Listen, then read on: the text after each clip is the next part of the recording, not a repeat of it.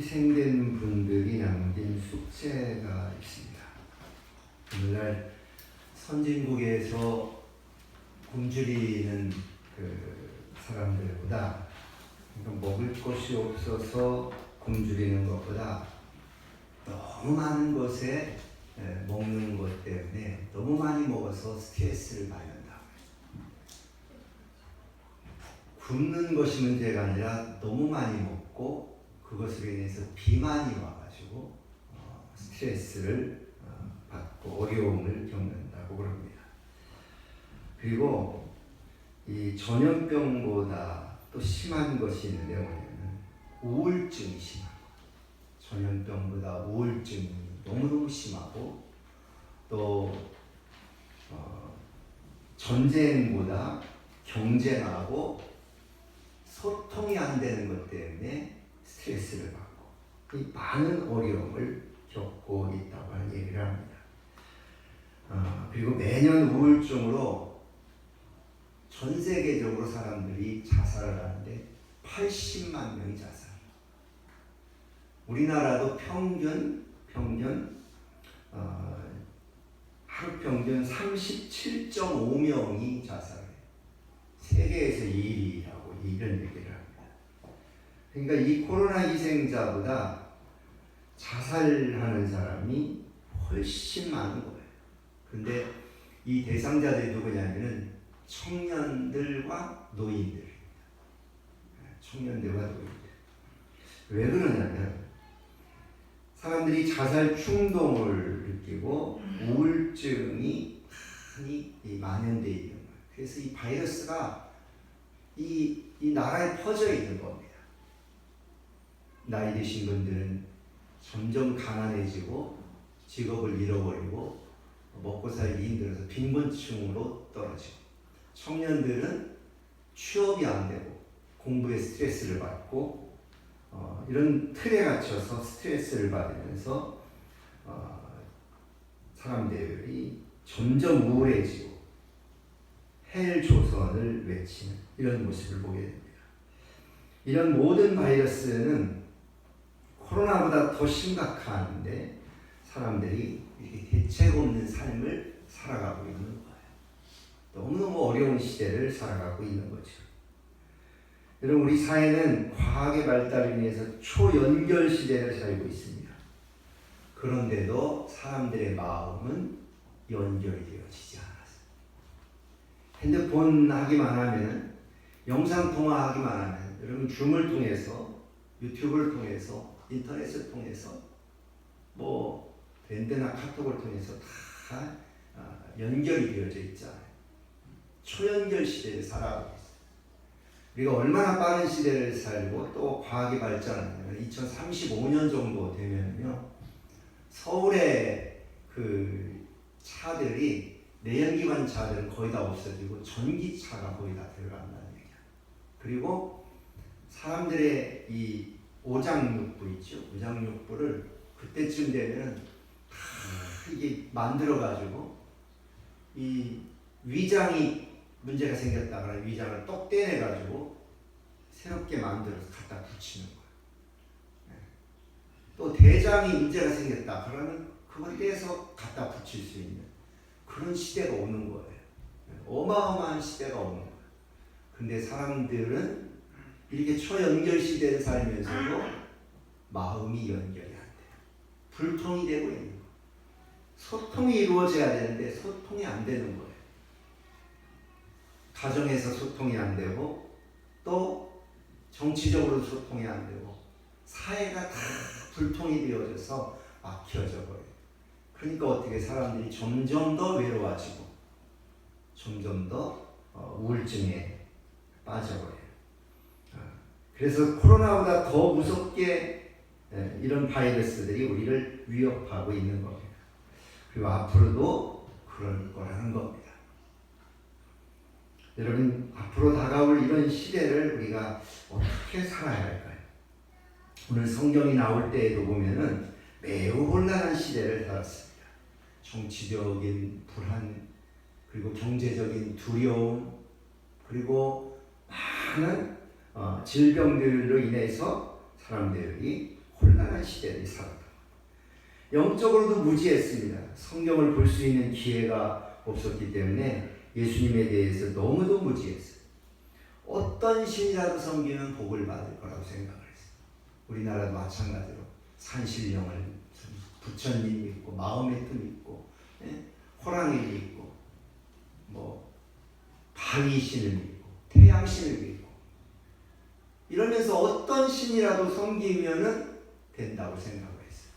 영적으로 무지한 거죠. 무지한. 그리고 성경이 별로 없는 시대였기 때문에 사람들이 하나님이 원하시는 것이 무엇인지를 잘 모르는 거예요. 구원의 길을 잘 모르는 거예요. 하나님 나라에 들어갈 수 있는 길을 모르는 거죠.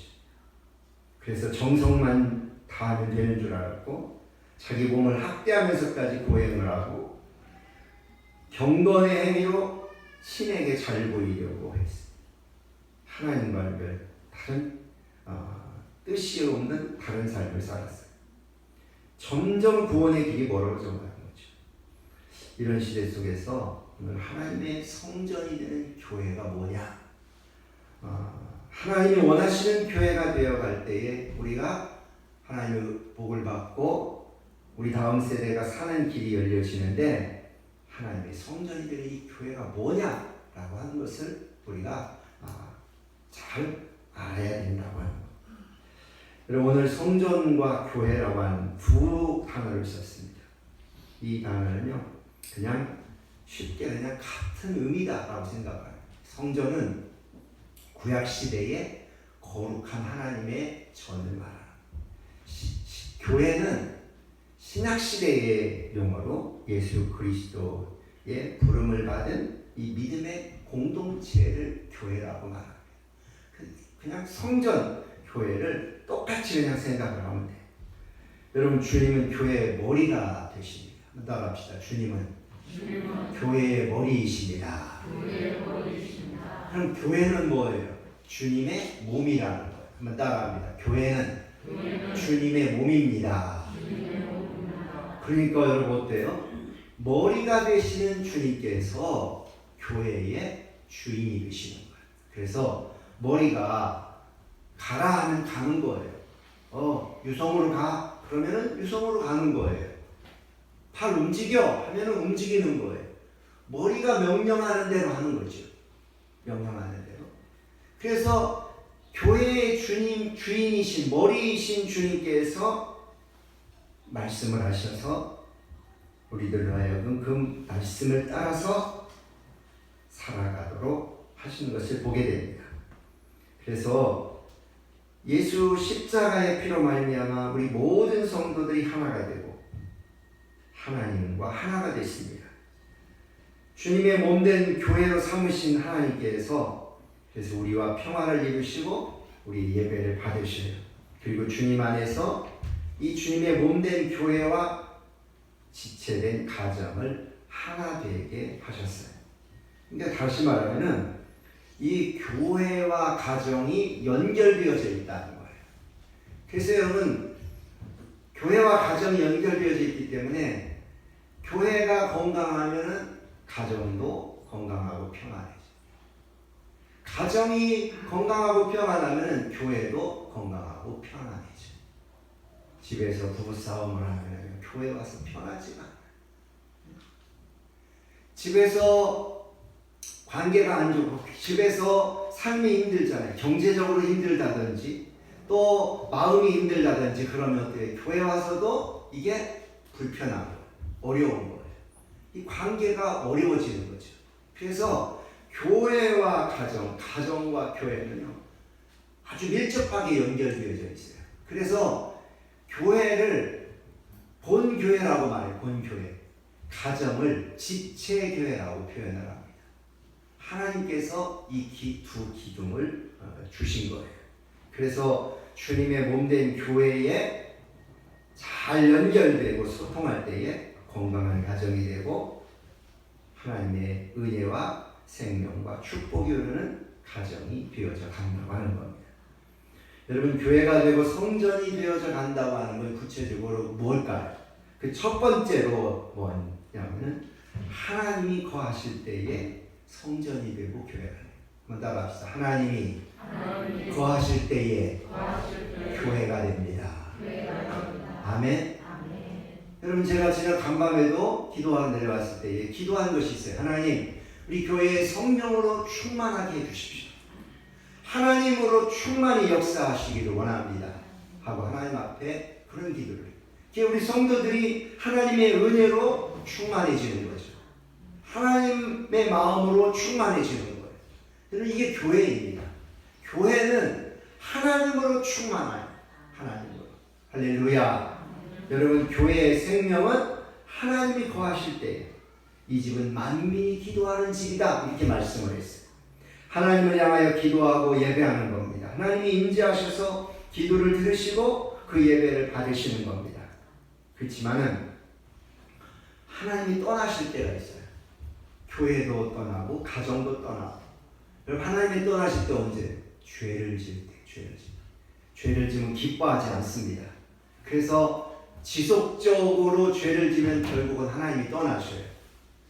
예루살렘 성전이 무너질 때가 있어요. 언제냐면요, 그 바벨론 포로 시대 때, 그리고 AD 72년경에 나라가 망할 때 이 성전이 무너지는데, 이거 뭘 보여주냐면은 하나님이 그 성전에서 떠나신다고 합니다. 하나님 성전에서. 그것을 상징해 주고 있는 겁니다. 여러분, 그렇기 때문에 우리가 죄를 제거하고 거룩한 성도가 되고 하나님을 간절히 사모하는 그런 성도가 되어야 할 줄로 믿습니다. 그러나 하나님은 성전에 거하시며 우리 예배를 받으시고 기도를 들으시고 우리와 함께하여 주시는 것을 믿습니다. 그 다음에 두 번째로 교회가 되고 성전이 되는 것은 뭐냐면 따라합니다. 주님 안에 있을 때. 한 번 더 주님 안에 있을 때. 여러분, 우리가 예수 그리스도 안에 있을 때에 주님의 말씀을 따라 살고 주님의 말씀을 믿고 살고 주님 중심으로 살 때에 성전이 되고 교회가 됩니다. 예수 그리스도를 주님으로 믿고 믿음으로 고백하며 사는 삶을 사는 거예요. 그래서 주의 말씀을 따르는 삶을 산다는 것은 교회에서는 예배하고 찬송하고 기도하고 헌신하고 충성하는 삶을 사는 거죠. 그리고 세상에 나가서는 어떻게 살아요? 예수를 믿는 그 믿음 가지고 정직하게 살고 신실하게 믿을 만한 사람으로 살고 사기치면서 사는 것이 아니라 정직하고 믿을 만한 사람, 그러면서 복음을 증거하면서 사는 거예요. 이게 교회가 되어져 가는 거죠. 세 번째로 성전이 되고 교회가 되어져 가는 것은요, 우리가 서로 연결할 때입니다. 한번 따라합시다. 우리는 예수님 안에서 서로 연결되어졌습니다. 이 무슨 말이냐면 우리가 예수 그리스도를 믿음으로 하나님과 연결되고 예수 그리스도로 말미암아 성도와 성도들이 서로 연결되어져 있는 거예요. 예수 그리스도의 피가 흘러서 성도와 성도들이 연결되어져 있고 하나가 되어져 있는 거죠. 우리가 믿음으로 서로 손을 잡고 교제하면서 주님의 교회를 세워갑니다. 믿음의 성도들이 서로 연결돼서 예배하고 찬송하고 기도하고 봉사하고 헌신하는 것을 말합니다. 혼자가 아니에요. 여러분, 혼자는 교회라고 말하지 않습니다. 혼자가 아니라 서로 함께하는 것. 서로 연결되어 있지 않으면 공동체가 아닙니다. 함께하지 않으면 연결된 게 아니라 혼자입니다. 그 교회가 아니에요. 지체가 떨어져 나가서 죽는 거예요. 그래서 성도들은 항상 교회 공동체와 연결되어져 있어요. 이게 교회입니다.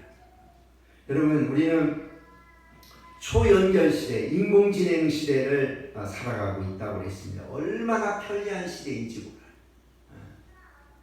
손목에 찬 인공지능 센서가 이렇게 여기 해주면 우리의 마음 상태가 어떤지, 우리가 건강한 상태가 어떤지 이걸 체크해주는 시대가 됐어요. 직업이 어떤 직업을 선택을 해야 되는지, 결혼 대상자는 누구인지 이런 것들을 골라줄 수 있는 그런 시대가 됐어요. 모든 정보를 연결하는 인터넷이 나의 적성에 맞는 것들을 찾아줘요. 얼마나 편리하게 되어졌는지 몰라요. 근데 그 편리함에 젖어서 사람과 소통하는 걸 연결하는 걸 무시하면 결국 사람은 기계적으로 전락이 되어버리고 또 병들고 마음이 병들고 외롭고 단절된 시대를 살게 되는 거예요. 그래서 누군가 이렇게 얘기합니다. 우리는 과학기술을 뛰어넘는 사람답게 살고 사람으로 사는 실력을 길러야 한다라고 말해요. 서로 연결이 되고 소통이 있는 관계를 만들어갈 때 건강한 사회와 가정을 이루어갈 수 있다는 거예요. 여러분, 하나님은 우리에게 은혜 주시기를 기뻐하셔요. 아멘. 하나님은 우리에게 은혜 주시기를 기뻐하셔요. 그래서 우리에게 은혜를 주셔서 우리가 잘 안 되는 이런 것들, 사람과 사람 사이에 연결해 주시는 분이 누가 해야 돼? 하나님이 하셔요. 하나님께서 남편과 아내를 연결해주고 부모와 자녀를 연결해주고 성도와 성도들을 하나님께서 연결해주시는 이걸 기뻐하시는. 그래서 우리는 예수 안에 살고 예수 중심으로 살고 성도들과 서로 소통하면서 교회를 이루고 사는 겁니다. 그렇기 때문에 우리들이 교회를 세워나갈 때에 그 중심에 항상 누가 있느냐면 예수 그리스도께서 계시다. 오늘도 예수 그리스도께서 우리 가운데 살아서 역사하여 주시는 줄로 믿습니다. 할렐루야. 여러분, 우리가 여기 예배하기 위해서 모였단 말이에요. 여러분, 여기 모였는데 다른 생각을 하고 있거나 아니면은 다른 데 마음을 두고 있거나 이런 온전한 예배가 이루어지지 않고 있는 거죠. 오직 하나님께 우리의 마음을 향하게 있는 거예요. 아무리 좋은 건물, 프로그램이 준비되어 있어도요, 하나님이 함께하지 않는 교회는요, 빈 껍데기일 뿐이고 머지않아 교회가 무너질 수밖에 없습니다. 그래서 교회가 꼭 필요한 것은 하나님이 원하시는 교회가 되어져 가는데, 오늘 말씀 보면 이런 말씀을 해요. 21절에 우리 같이 말씀을 한번 읽겠습니다. 21절 다 같이 시작. 그의 안에서 건물마다 서로 연결하여 주 안에서 성전이 되어가고. 아멘. 연결했다 이런 말은요, 함께라고 하는 말과 결합했다라고 하는 말이 합해진 거예요. 마치 건물이 있는데 건물에 벽돌이 차곡차곡 쌓여 있으면 이음새가 매지나 이런 걸 넣는다고 그러는데, 이음새가 빈틈없이 잘 맞춰져 있는 상태를 말하는 겁니다. 잘 맞춰져 있어요.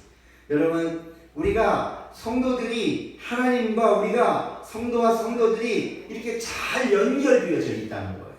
연결되어져 있어요. 그리고 되어간다라고 하는 말은요, 현재 시제의 동사로 교회가 완성을 향해 가는 것을 말합니다. 계속 건축 중에 있는 것을 말하는 거예요. 되어져가. 그러니까 교회가 여러분 계속 건축 중에 되어져 가는 거예요. 교회가. 여러분, 그것이 우리 힘으로는 안 돼. 하나님이 도와주셔야지 돼요. 하나님이 함께 하시는 그런 교회가 되어야 할 줄로 믿습니다. 그리고 또 22절에 또 같이 한번 읽습니다. 22절 시작. 너희도 성령 안에서 하나님이 거하실 처소가 되기 위하여 그리스도 예수 안에서 함께 지어져 가느니라. 아멘. 여러분, 지어져 간다는 말이 무슨 말이에요? 자라난다. 자라난다. 점점 자라난다. 여러분, 교회가 단순히 건축물이 아니라 생명 있는 유기체적인 교회라는 거예요. 하나님의 은혜로 교회가 그 생명을 유지하면서 성장한다고 하는 겁니다. 교회가 점점 자라가는 거예요. 여러분, 그래서 우리가 기도하는 거죠. 뭘 위해서 기도해요?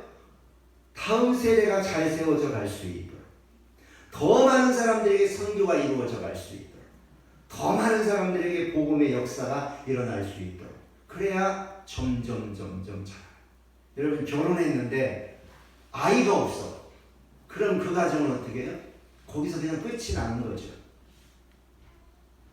결혼해가지고 아이를 낳았어요. 그럼 그 아이가 자라나야죠. 그리고 그 다음에 또 그 아이들이 결혼해가지고 그 다음에 또 아이를 낳아요. 그래서 점점 자라나는 거죠. 우리나라가 제일 걱정하고 있는 것인데 뭐냐면요, 인구가 점점 줄어드는 가능성이 많아지고 있다. 왜? 아이들을 안 낳는 거예요. 선진국의 제일 고민이 뭐냐면요, 아이를 안 낳는 거예요. 그래서 중년층이 이렇게 많아지고 아이들은 이렇게 좁아지고, 그래서 옛날에는 이렇게 삼각형으로 이렇게 돼 있었는데 지금은 역삼각형으로 자꾸 가고 있는 거예요. 그러니까 요즘 태어나는 아이들은 큰일 난 거예요. 지금 요즘 태어나는 아이들은요, 나중에 조금 한 몇십 년 지나면은 여러분들 다 먹여 살려야 돼. 근데 그 아이들이 얼마 안 되는 거예요. 그 심지어는요, 지금 뭐 세금 많이 낸다고, 여러분 지금은 아무것도 아니에요. 앞으로 몇십 년 지나면은 지금 태어나는 아이들이 세금을 50% 이상 내야 돼. 그래야 여러분들을 먹여 살릴 수 있는 거예요.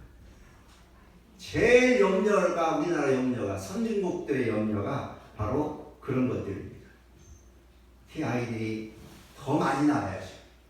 또 그 다음 또 낳아야 되고, 그 다음 낳아야 되고, 이런 것처럼 교회가 하나님의 은혜 가운데 점점 자라가는데, 여러분 다음 세대가 세워지고 그 다음이 또 세워지고, 믿음의 사람이 세워지고 믿음의 사람이 또 세워지고, 여러분 말하는 저와 여러분들 통해서 믿음의 사람들이 많이 세워져가는 역사가 있기를 바랍니다.